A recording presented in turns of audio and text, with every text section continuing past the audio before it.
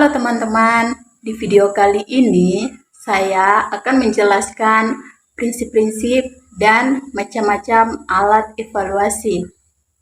Nah, sebelum itu kalian pasti bertanya-tanya apa itu evaluasi.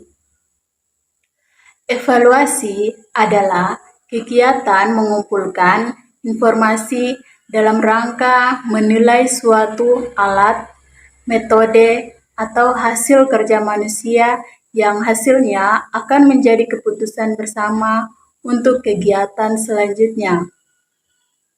Evaluasi juga kegiatan untuk mengukur, menilai dalam keberhasilan suatu program.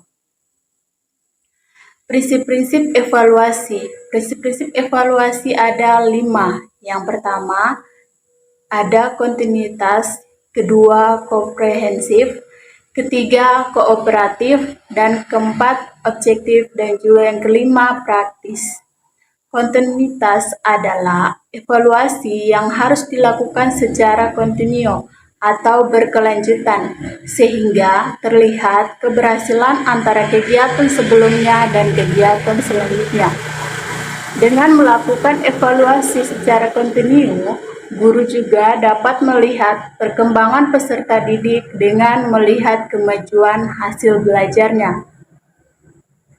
Pada umumnya, proses evaluasi selalu dilakukan selama kegiatan pembelajaran dilakukan, agar guru dan sekolah dapat memberikan hasil yang baik di setiap masanya. Prinsip evaluasi yang kedua yaitu komprehensif. Komprehensif adalah evaluasi yang harus dilakukan secara menyeluruh untuk menilai dalam beberapa aspek seperti aspek afektif, aspek kognitif, aspek psikomotorik peserta didik. Biasanya, beberapa guru hanya memperhatikan aspek kognitif atau pengetahuan siswa.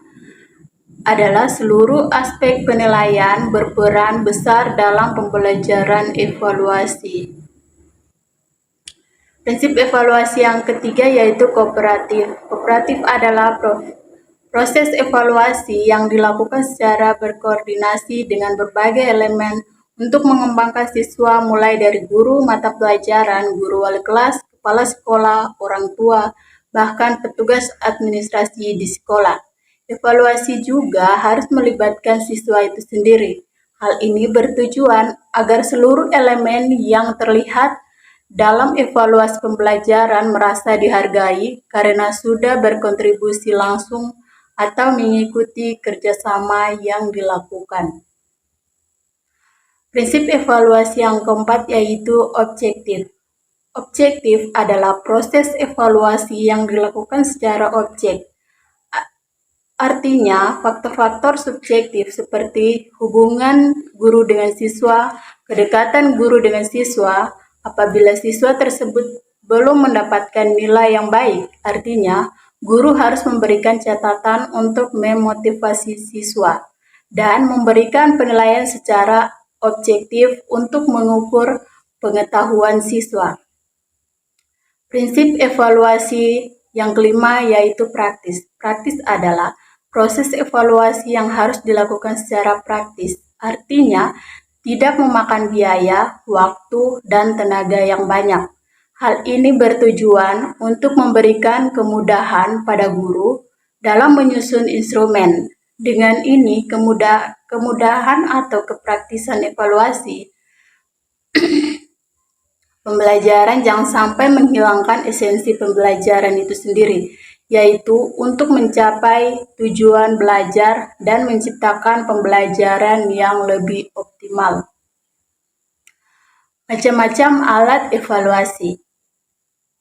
Alat evaluasi adalah sesuatu yang dapat digunakan untuk mempermudah seseorang dalam melaksanakan tugas atau mencapai tujuan secara lebih efektif dan efisien.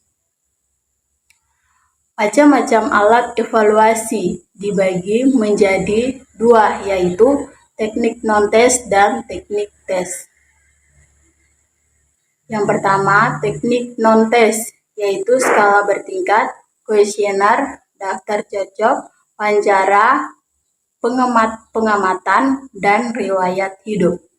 Kedua yaitu teknik tes. Teknik tes, tes diagnostis, tes formatif, tes sumatif.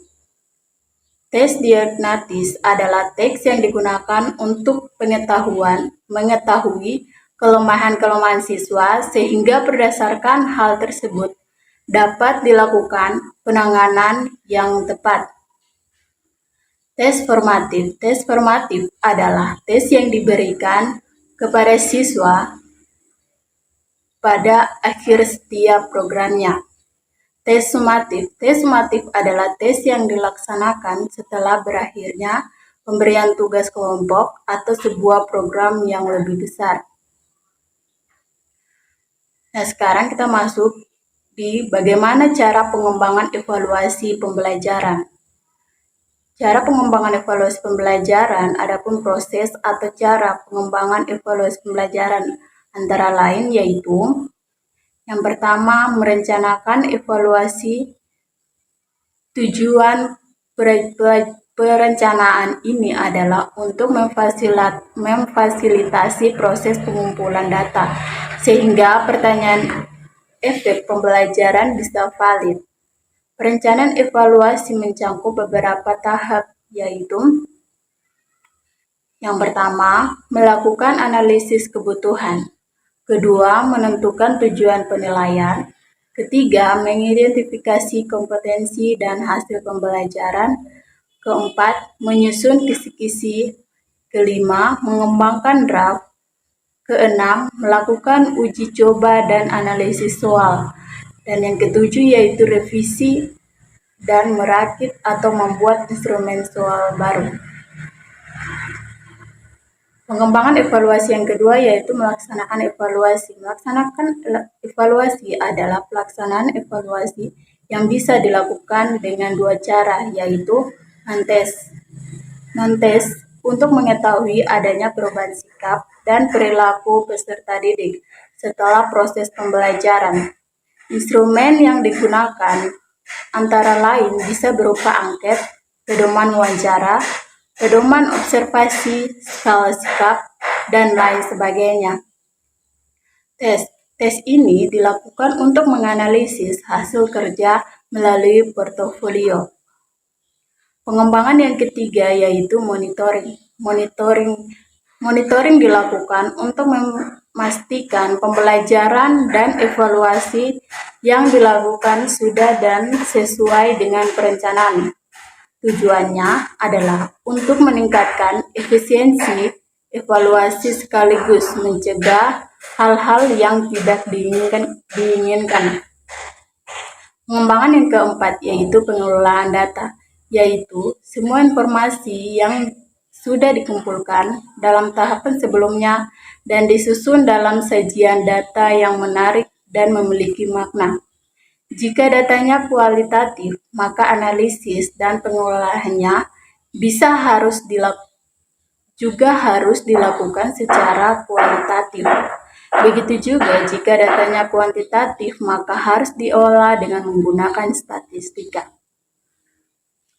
Demikian penjelasan saya terkait prinsip-prinsip evaluasi dan macam-macam alat evaluasi pembelajaran beserta cara pengembangan evaluasi di dalam pembelajaran.